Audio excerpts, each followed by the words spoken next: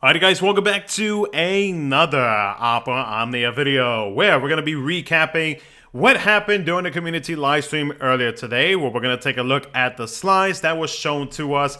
Also, we did have a gameplay that was showcased to us during the stream. If you are wanting to check that out, I will put that link down in the description of this video, as I did do a reaction, or I recorded my reaction when it was happening live. So if you want to check that out as we take a look at the quality of life that we are going to be getting, make sure to do so after you're done watching this video, if you want, of course. So let me know what you are most excited about for the next couple of weeks of content that is going to be dropping to global. And as always, if you guys do enjoy the video, don't forget to hit that like button, subscribe for future content. And with all that being said, let's go ahead and start off with our next brand new character dropping to global on the 31st, which is going to be tomorrow night as I'm recording this video, which is going to be Reks. Now, Reks' lost chapter, he's going to be getting his BT and his FR. Garnet, her FR and BT are going to be reran as well. Both FRs are going to be featured on both banners, and there will also be a token challenge where you can co-op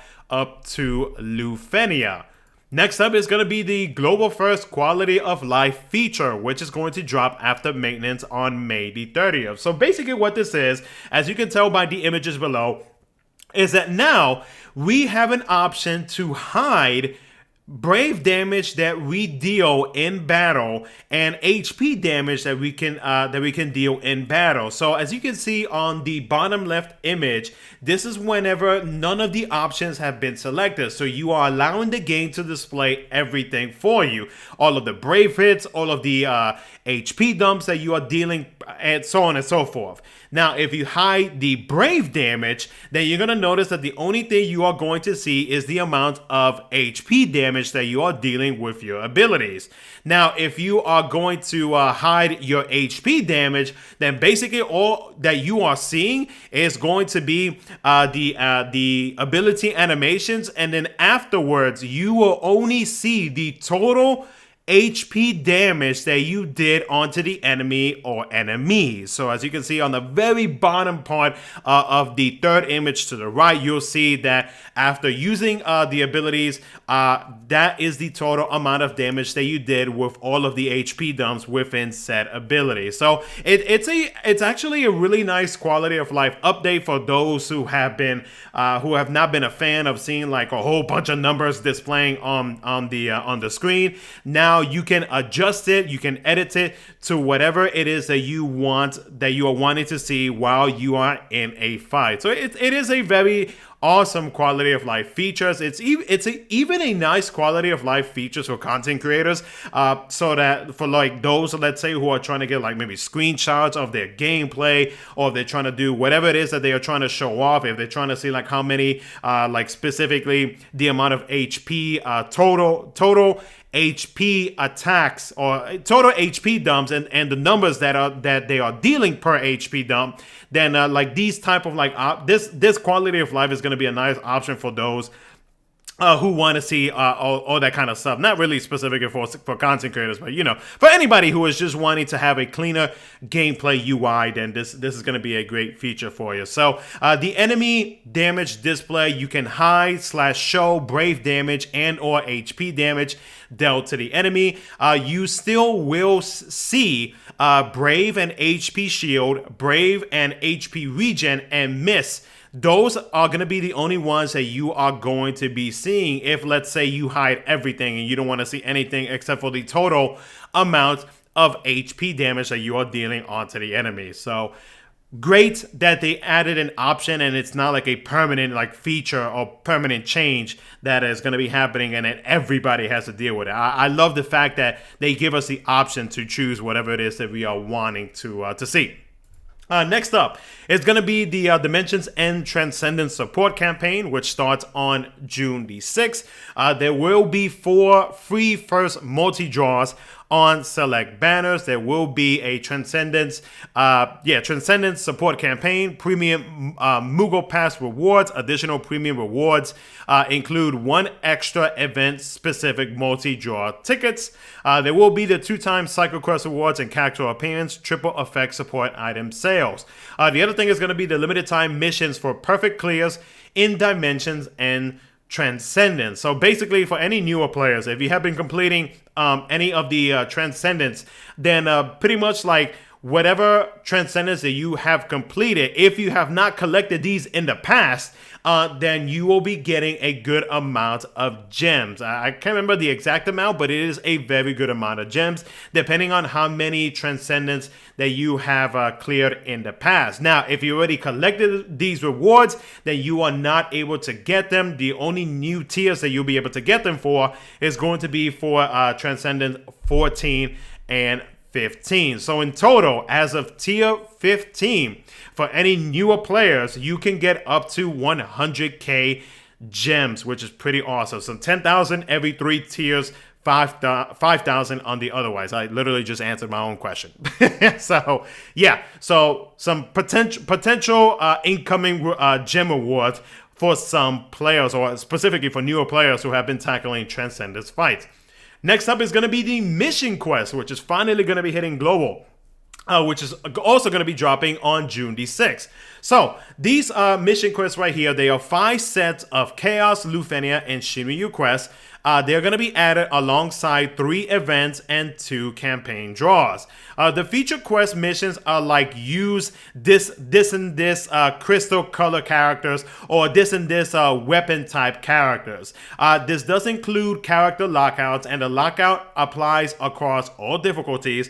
There is no boosted characters, friend support is allowed, and you can earn more rewards with the number of perfect clears, which is what you see on the screen right now. One thing to note about this is that you do not have to go in order. At least this is how it is in JP.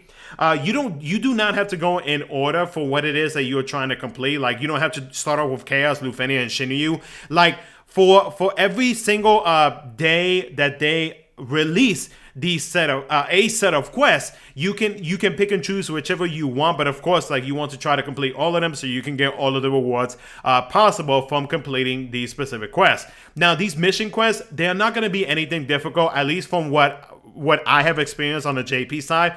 Basically, these are just going to be rerun like Shinryu, Lufenia, and Chaos quests from like way back in the day. Like, remember Kane's what do you call it? Kane, whenever he got his F1BT, that's an example of a fight that we will more than likely be encountering. I don't know if it's going to be in one of these 5 sets that's going to be dropping, but that's just an example of like what you're going to be encountering. It's not going to be anything like Dare to Defy or anything like that. Like, yeah, the characters are going to be locked up because of the fact that you do have to use either specific color crystal characters or specific weapon type characters, but that's really the only thing that you have to worry about. It's not going to be anything serious. It's not like, it shouldn't be anything serious, because like nobody in JP has, from what I've seen, has complained about them, because like I said, they're just old rerun fights, additional content, and additional rewards that you can actually get.